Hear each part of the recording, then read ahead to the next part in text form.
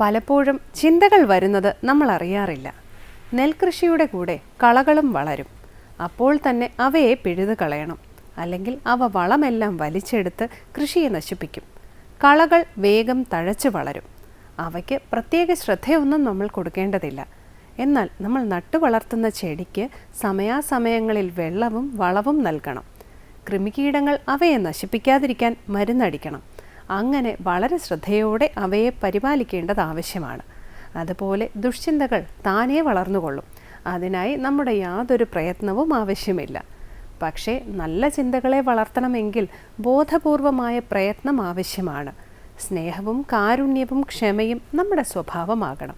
അതിന് നമ്മുടെ മനസ്സാകുന്ന തോട്ടത്തിൽ നിന്ന് അഹങ്കാരം, സ്വാർത്ഥത, രാഗദ്വേഷങ്ങൾ മുതലായ കളകൾ ഇല്ലായ്മ ചെയ്യേണ്ടതുണ്ട്.